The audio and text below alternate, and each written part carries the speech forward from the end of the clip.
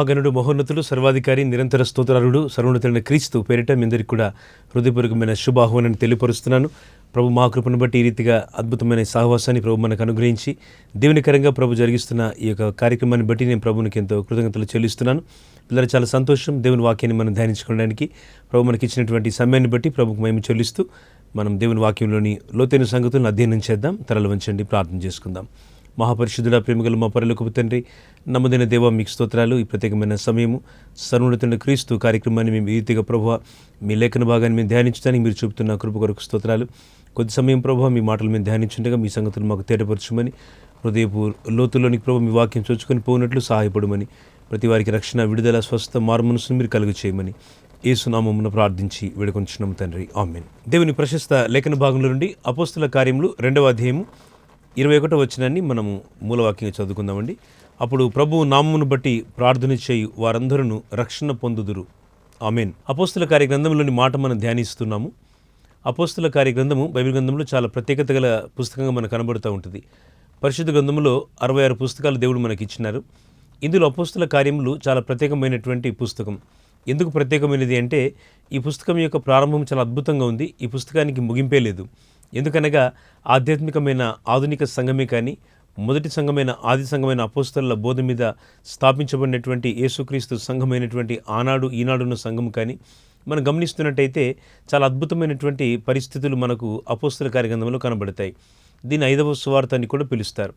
దైవజనుడైనటువంటి లూకా ద్వారా దేవుడు ఒక అన్యుని రక్షించి, అన్యుని ద్వారా అంటే యూదేతరుని ద్వారా దేవుడు రాయించినటువంటి ఒక అద్భుతమైనటువంటి పుస్తకం. ఇది ఒక అద్భుతమైన వార్తాపత్రికలా కనబడుతూ ఉంటుంది. ఎందుకంటే దేవుని సంగతులు ఉన్నట్టుగా అపోస్తలులు రాశారు. ఎలాంటి గొప్పతనాన్ని, కాంక్షను, మరి పదవి వ్యామోహాన్ని, లోకంలోని వేటిని బట్టి వారు తమ గొప్పతనాన్ని ఆశింపకుండా యేసుక్రీస్తు ప్రభు యొక్క కార్యములను వారు ఒక పత్రికా విలేకరుల వలె చాలా స్పష్టంగా, చాలా సూటిగా రాస్తూ వచ్చినట్టుగా దేవుని వాక్యం మనం చూస్తున్నాం. కారణం ఏమిటి అంటే, అపోస్తల కార్య గ్రంథములో యేసు ప్రభు వారి యొక్క మరణము తర్వాత, భూస్థాపన, పునరుత్థానం తర్వాత జరిగిన సంభవాలన్నీ కూడా చక్కగా రాయబడ్డాయి. ఎందుకంటే యేసు ప్రభు వారి యొక్క మరి మహిమగలిగినటువంటి ఆరోహణాన్ని మనం జ్ఞాపకం చేసుకుంటే, పునరుత్థానమే కాదు కానీ ఆరోహణం కూడా చాలా మహిమగలదండి. ఈ ఆరోహణాన్ని మనం జ్ఞాపకం చేసుకుంటే యేసు ప్రభువారు పరలోకానికి ఎక్కి వెళ్ళిన వైనం మనకు స్పష్టంగా కనబడుతూ ఉంటుంది. ఎందుకంటే మిగతా సువార్తలలో రాయని సంగతులు అనేకమైన వాటిని లూకా సువార్తికుడు రాసినాడు. అదే లూకా సువార్తికుడు మరి థెయోఫిలా అని రాస్తూ, ఓ థెయోఫిలా, నీకు చెప్పబడుతున్న మాటలను నువ్వు గమనించుకొని చాలా సూటిగా రోమా రాజ్యంలోని ఒక మంచి అధికారిగా ఉన్నటువంటి థెయోఫిలాతో రాస్తున్నాడు. థెయోఫిలా అనగా అర్థము చాలా అర్థాలు ఉన్నాయి, కానీ దేవునికి ఇష్టమైన వాడు, దేవునికి ప్రియుడు అనేటువంటి అర్థం చాలా ప్రస్ఫుటంగా మనం గమనించవలసినటువంటి అర్థం. ఎందుకంటే ఆనాడు రోమా రాజ్యంలో అనేకులు రక్షణ పొందారు. ప్రభు మరి కొర్నేలినటువంటి ఒక అధికారిని రక్షించినాడు. చాలామంది యూదేతరులు రక్షణలోకి వచ్చినారు. ఇది ప్రపంచమంతా కూడా యేసు ప్రభు యొక్క రక్షణ వాక్యం చేత దేవుడు అనేకులను దర్శిస్తున్నాడు. ఈ టీవీ మాధ్యమం ద్వారా, సోషల్ మీడియా ప్లాట్ఫామ్ ద్వారా కూడా ప్రభు అనేక రీతులుగా వాక్యాన్ని అందిస్తున్నారు. అంతేకాదు సంఘ పరిచర్య ద్వారా, బహిరంగ సభల ద్వారా, క్రూసైడ్స్ ద్వారా యేసు ప్రభు వారి యొక్క ప్రేమ సువార్తను మరి మానవాళంతటి కూడా ప్రభు వినిపించడానికి ఇష్టపడుతున్నాడు. ఎందుకనగా పిల్లలు, ఇవి రాకడ దినాలు. ప్రతి వారు కూడా ఈ రాకడ దినాల్లో యేసు ప్రభు వారి యొక్క రక్షణలో సాక్ష్యమేయాలని దేవుడు కోరుతున్నాడు. అందుకే మనం గమనించినట్టయితే అపోస్తల కార్య గ్రంథాన్ని మనం చదువుతున్నప్పుడు చాలా అద్భుతమైన విషయాలు మనకు ప్రస్ఫుటంగా కనబడతాయి. ఎందుకనగా ఏ విధంగా అయితే శిష్యులు దేవుని కొరకు, ప్రభు కొరకు సాక్షులుగా వారు జీవించడానికి తీర్మానం తీసుకున్నారో, అందులో తప్పైనటువంటి ఇస్కరియోతు యూదా అనబడినటువంటి అతడు చాలా ప్రయాసంతో, చాలా సంతోషంతో నేను బతుకుతాను అనుకున్నాడు. యేసు ప్రభువును నమ్ముట ద్వారా వచ్చిన ధనంతో తాను పైకి రావచ్చని ఎంతో ఆకాంక్ష గలవాడుగా అతడు ఆలోచన కలిగి ఉన్నాడు. కానీ అతని యొక్క ఆలోచనలన్నీ కూడా మరి కొట్టివేయబడ్డాయి. ఎందుకనగా యేసు ప్రభువును శిష్యులు తమ ప్రాణాలిచ్చి ప్రభువును హతసాక్షులుగా వారు జీవించే విశ్వాసం వారిదైతే, యూదా ఇస్కరియోతు యొక్క అవిశ్వాసం ఎలాంటిదంటే యేసు ప్రభువును అమ్మేసేది. ఇలా 2 రకాల వ్యక్తిత్వాలు మనకు కనబడతాయి. శ్రమైనా, బాధైనా, నిందైనా, ఇబ్బందులైనా, మరణమైనా, జీవమైన నా ప్రభుత్వం అనేది ఒకవైపు అయితే, కొంతమంది చిన్న చిన్న సమస్యలకే లోకంలోని పేరు ప్రఖ్యాతులు, వివాహాలు, ఉద్యోగాలు, వ్యాపారాలు, జీవన సంబంధమైన చేతి వృత్తుల కొరకు యేసుప్రభువును నమ్మేసే వాళ్ళు చాలామంది ఈ రోజులు కూడా లేకపోలేదండి. సంఘాల్లో కూడా పెద్ద మనుషులుగా, గొప్పవారుగా చలమనవుతున్న వారు కూడా కొన్నిసార్లు యేసుప్రభువును అమ్మేసే పరిస్థితుల్లోకి వాళ్ళు నెట్టివేయబడడం, వారి జీవితాలు యేసుప్రభువును అమ్మేసేవిగా మారిపోవడం చాలా విషాదకరమని జ్ఞాపకం చేస్తాను. ఎందుకంటే దేవుని వాక్యం మనం చూసినప్పుడు యూదా ఎంత తాను ఆశపడ్డాడో, యేసుప్రభువును నమ్ముట ద్వారా డబ్బు సంచి తన వద్ద దేవుడు ఉంచినప్పుడు ఆ డబ్బు సంచిలో వేయబడినది దొంగిలిస్తూ చాలా రకాలుగా ధనాన్ని కూడబెట్టుకోవాలనుకున్నాడు, కానీ అతను ఎక్కువ కాలం జీవించలేదని అపోస్తలుల కార్యం 1వ అధ్యాయాన్ని మనం చదివినప్పుడు బాగా తెలుస్తూ ఉంటుంది. తర్వాత 2వ అధ్యాయానికి మనం వచ్చినప్పుడు అద్భుతమైనటువంటి పెంతెకోస్తు అనే పండుగ దినాన దేవుడు తన ఆత్మ నడిపింపు శిష్యులకు కలిగించినటువంటి సందర్భం. సాక్షాత్ యేసుప్రభు అయిన తల్లి అయిన మరియ కూడా ఆ శిష్య బృందంలో ఉన్నారు. వారితో పాటు సహోదరులు అంటే చాలామంది స్త్రీలు, పురుషులు అనేకులు ఉన్నారు. యేసుప్రభు యొక్క శిష్య బృందంలో స్త్రీలు, పురుషులు అందరూ వాడబడ్డారు. అందరికీ దేవుడు కృపనిచ్చినాడు. సంఘములో తారతమ్య భేదాలు ఏమీ లేకుండా అందరూ ప్రభు కొరకు బ్రతకాలి. లోకంలో, సంఘంలో ఉన్నటువంటి పరిస్థితుల్లో ఉన్నటువంటి విశ్వాస సంబంధమైన ప్రయాణంలో దేవుని కొరకు ఒక మంచి ప్రయాసాన్ని జీవించడానికి పరిశుద్ధాత్మ దేవుడు సంఘాన్ని ఏర్పరచుకున్నాడు.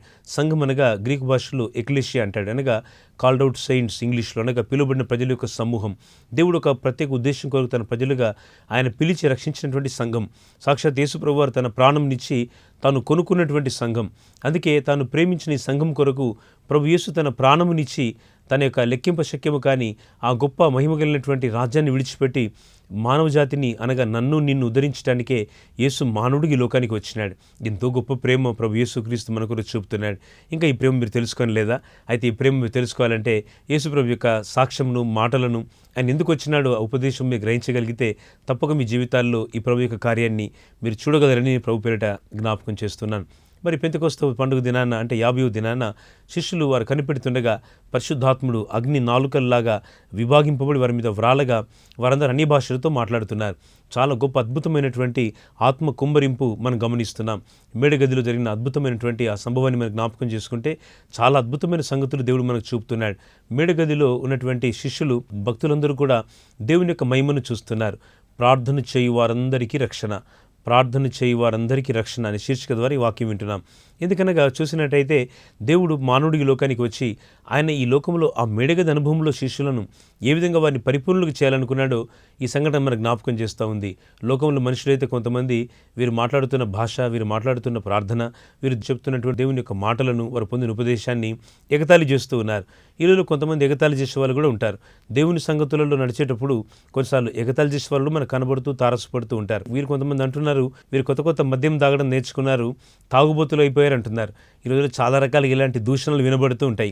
సంఘం మీద, సేవకుల మీద, ఆత్మ నడిపింపగల ప్రజల మీద దుష్టుడు అనేక రకాలుగా దాడి చేస్తూనే ఉన్నాడు. కొంతమంది విశ్వాస సంబంధమైన ప్రయాణంలో వారు ఎంత బలంగా దేవుని కొరకు వాడబడుతుంటారో అన్ని దూషణకరమైన మాటలు వారికి విరోధంగా సాతాను తయారు చేస్తూ ఉంటాడు. అపవాది యొక్క తంత్రములని దీనికి బైబిల్ చెప్పేటువంటి పేరు. అపవాది తంత్రాలు మనుషులను చాలా రకాలుగా కృంగదీయడానికి సాతాను వాడుతూ ఉంటాడు. కొన్నిసార్లు కుటుంబాన్ని, కొన్నిసార్లు మరి సంఘంలోని పెద్దలను, సంఘంలోని చిన్నలను, ఈ రీతిగా అనేక మంది వ్యక్తులను సాతాను వాడుతూ దైవ విరోధమైనటువంటి మరి దేవునికి అయిష్టమైనటువంటి దూషణకరమైనటువంటి మరి యొక్క చెడు మాటలను సాతాను అనేకుల మధ్య స్థాపిస్తూ ఉంటాడు. ఎందుకంటే వాడి పని అదే అనమాట. వాడి పని ఏంటంటే సహోదరుల మీద నేరం మోపబడినటువంటి అపవాది. వాడి పనివల్ల మనుషులను దేవునికి విరోధులుగా తయారు చేయడం తప్ప వాడికి ఇంకో పని లేదు. అందుకే దేవుని వాక్యం చెప్తుంది, ఇక్కడ మేడగది అనుభవం తర్వాత శిష్యుల యొక్క విశ్వాసం అనేది రెట్టింపైందండి. వారు చాలా బలమైన విశ్వాసంలోనికి వచ్చినారు. అక్కడ పేతురు లేచి నిలబడి అంటున్నాడు, మన పితరుడైనటువంటి ఓ ప్రవక్త అయినటువంటి గొప్పవాడైనటువంటి యోబేలు గురించి చెప్తూ ఈయన చాలా గొప్ప అద్భుతమైనటువంటి సాక్ష్యాన్ని ఇచ్చినాడు, ప్రవచనాన్ని ఇచ్చినాడు. అంత్య దినాలలో నేను మనుషులందరి మీద నా ఆత్మను కుమ్మరిస్తాను.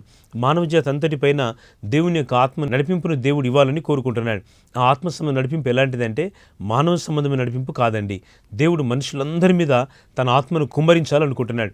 ఆత్మ కుమ్మరింపు చాలా అద్భుతమైన అంశం. దేవుడు మానవులందరి మీద ఈ యొక్క ఆత్మ నడిపింపుని ఇవ్వాలని కోరుతున్నాడు. పేతురు అపోస్తలుడు లేచి అద్భుతమైన ప్రవచనాన్ని, అద్భుతమైన సందేశాన్ని ఇస్తున్నాడు. మరి అపోస్తలుల గారి గ్రంథంలో ముగ్గురు పరిచర్య మనకు చాలా బాగా కనబడుతూ ఉంటుంది. ఒకటి అపోస్తలుడైనటువంటి పేతురు, అంటే సంఘాన్ని ప్రారంభిస్తున్న పేతురు యొక్క పరిచర్య. ప్రభు చెప్పాడు కదా పేతురుతో, నా సంఘం యొక్క తాళపు చెవులు, పరలోక రాజ్యం యొక్క తాళపు చెవులు నీకు ఇస్తానని. పేతురు ద్వారా సంఘ పరిచర్య ఏ విధంగా విస్తరించిందో మనం చదువుతాము. ప్రభు ఏ విధంగా పేతురు భక్తుని వాడుకున్నాడో చదువుతాం. ఆ తర్వాత సువార్థికుడైనటువంటి ఫిలిప్పు, ఆ తర్వాత దైవజనుడైనటువంటి గొప్ప అపోస్తలుగా పేరు గడించినటువంటి భక్తుడైనటువంటి అపోస్తలుడైనటువంటి పౌలు భక్తుడు. ఈ రీతిగా ఈ ముగ్గురు పరిచర్య అపోస్తల కార్యగ్రంథంలో మనం బాగా స్పష్టంగా చదువుతూ ఉంటాం, గమనిస్తూ ఉంటాం. ఇక్కడ చూసినట్టయితే పేతురు భక్తుడు అంటున్నాడు, ప్రభువు నామమును బట్టి ప్రార్థన చేయి వారందరూ కూడా రక్షణ పొందుదురు అంటున్నాడు. మానవులందరికీ కూడా ఈరోజు రక్షణ దేవుడిచ్చిన గొప్ప అభయం. ఈరోజు నీకు నెమ్మది సమాధానం లేదా? యేసుక్రీస్తు ప్రభువే నీకు సమాధానం ఇవ్వగలడు. ఆయన పేరులోని సమాధానం ఉన్నదండి. సమాధానకర్త యొక్క అధిపతి అని మన ప్రభువుని ఒక పేరు ఉన్నదండి. ప్రభు ఈ యొక్క సమాధానాన్ని మానవ జాతి అంతటికి ఇవ్వాలనుకుంటున్నాడు. ఒకవేళ మీ హృదయంలో సమాధానం లోపించిందా? అనేక పరిస్థితులు మీ జీవితంలో సమాధానాన్ని దొంగిలించినాయా? మీ సంతోషం పరిపూర్ణం అవ్వకుండా మీ జీవితంలో అనేక కష్టాలు, వేదనలు మీ జీవితాన్ని కృంగుదల్లోకి తీసుకొని వెళ్ళాయా? ప్రభు ఇప్పుడు చెప్పే మాట, మీ గొప్ప సమాధానకర్త అయిన నేను మీకు సమాధానాన్ని వాగ్దానం చేస్తున్నాను. దేవుడే సమాధానాన్ని ఇస్తాడు. డబ్బుంటే వస్తువులు కొనుక్కోవచ్చు, డబ్బుంటే ఆస్తులు కొనుక్కోవచ్చు, డబ్బుంటే ఇంకేదేదో కొనుక్కోవచ్చేమో, కానీ మనిషి మార్కెట్లో సమాధానాన్ని, నెమ్మదిని కొనుక్కోలేడు. అందుకే ప్రభు అంటున్నాడు, నా శాంతిని మీకు అనుగ్రహించుచున్నాను, లోకం ఇచ్చినట్టుగా కాదు అంటున్నాడు. లోకం ఇచ్చే సమాధానం కొరకు మనుషులు లోకంలో వ్యసనాల వైపు, చెడు వైపు, డ్రగ్స్ వైపు, మరి త్రాగుబోతులుగా కొంతమంది మద్యం వైపు, అనేక చెడు పోకిరి స్నేహాల వైపు, మరి అక్రమ సంబంధాల వైపు, చెడు కార్యక్రమాల వైపు ప్రజలు చాలామంది ఆకర్షితులు అవుతున్నారు. ఒక గొప్ప మాట చెప్పనివ్వండి, ప్రభువే మనకు సమాధానకర్త.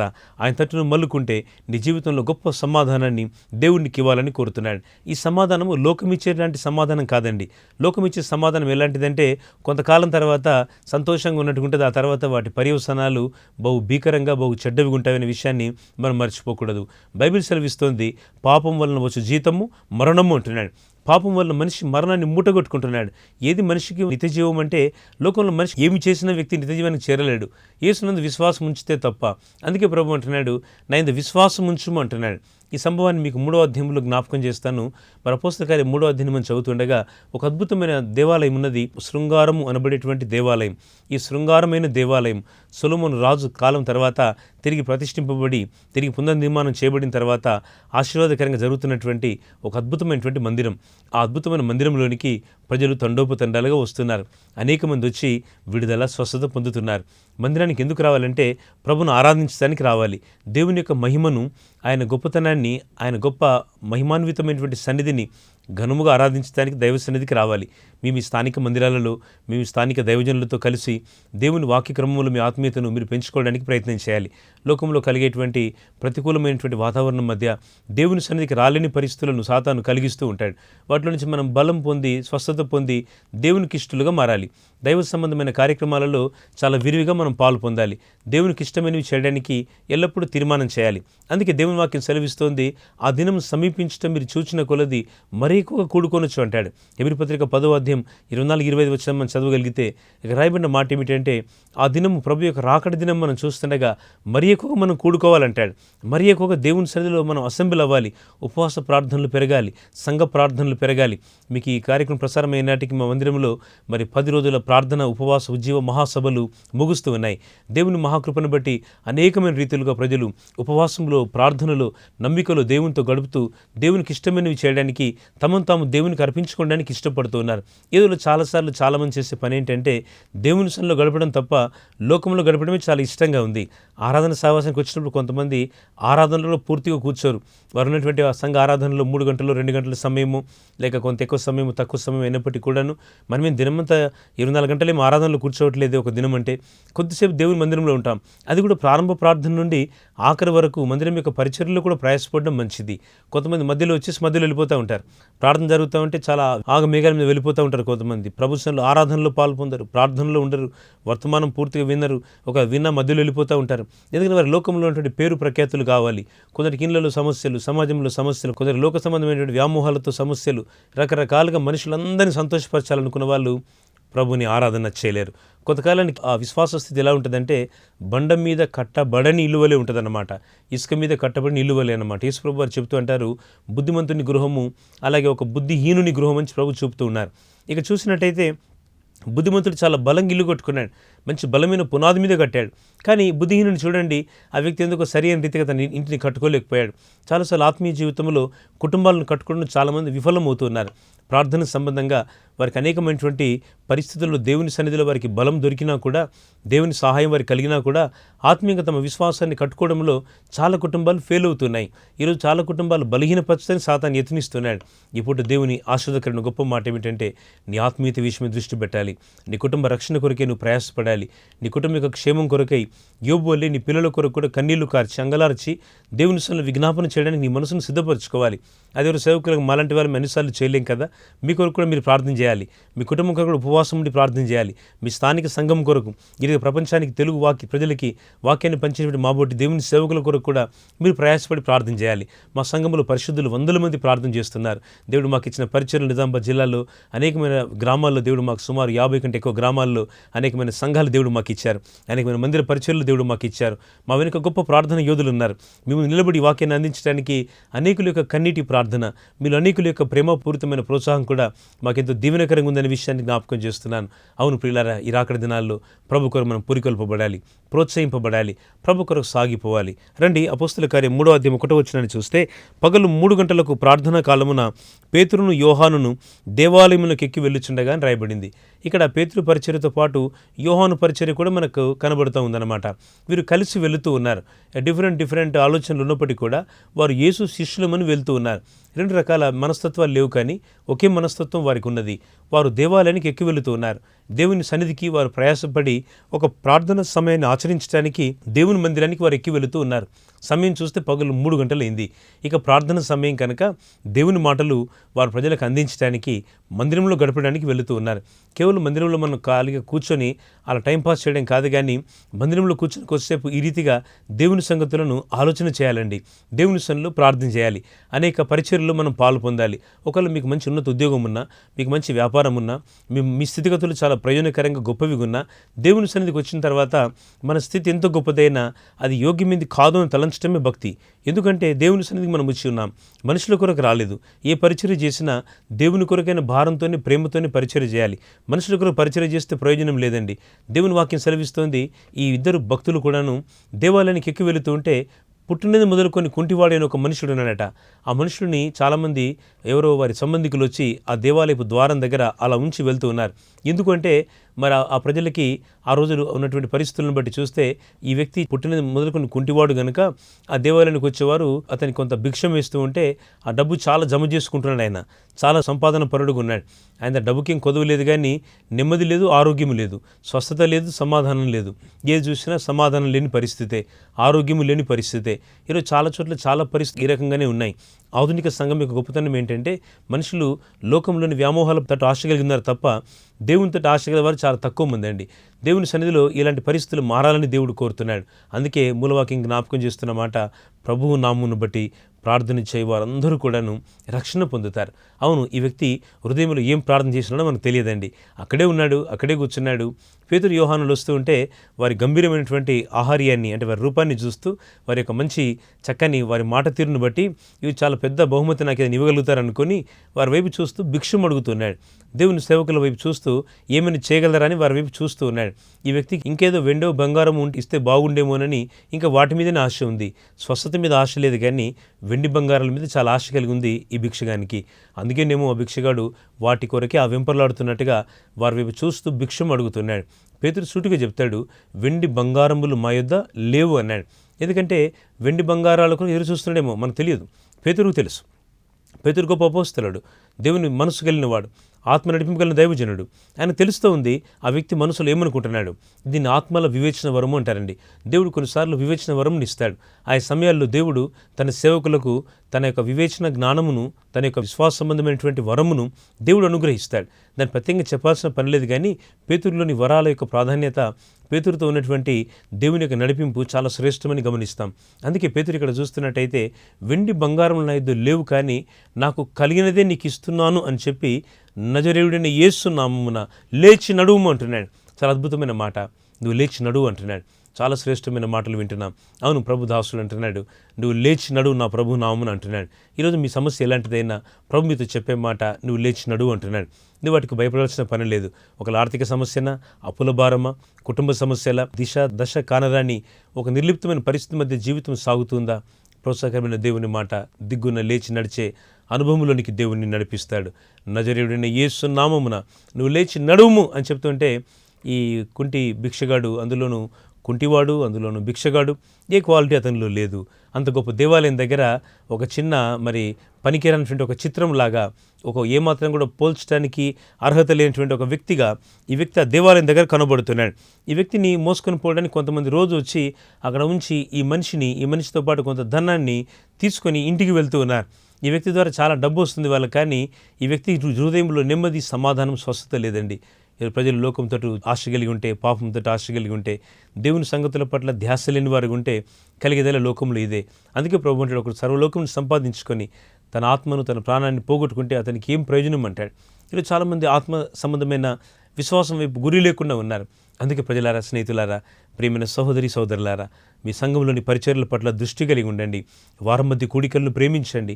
మీ సంఘం జరిగేటువంటి ప్రార్థనపూర్వకమైన, ఆరాధనపూర్వకమైన, దేవునికి ఇష్టమైనటువంటి బలియాగంగా దేవుని కొరకు ఉపయోగపడేటువంటి ప్రార్థన కూడికల పట్ల అమితమైన ఆసక్తి కలిగి ఉండండి. సహోదరుల కూడికల పట్ల, బ్రదర్స్, అలాగే సంఘంలోని బాధ్యత గల ప్రతి కుటుంబాలు, మీ సంఘంలోని అనేక బాధ్యతల పట్ల మీరెంతో జాగరూకత కలిగి, ప్రేమ కలిగి ఉండాలని దేవుని దాసుగా నేను మీకు జ్ఞాపకం చేస్తున్నాను. అందుకే ఈ మాటలు మనం చదువుతుండగా ఒక అద్భుతమైనటువంటి మహిమ ఈ యొక్క కుంటి భిక్షగాని యొక్క జీవితంలో దేవుడు అద్భుతంగా చూపుతున్నాడు. అది ఎలాంటి మహిమ అంటే, ఆ వ్యక్తి ఎన్నడూ చూడనటువంటి మహిమ.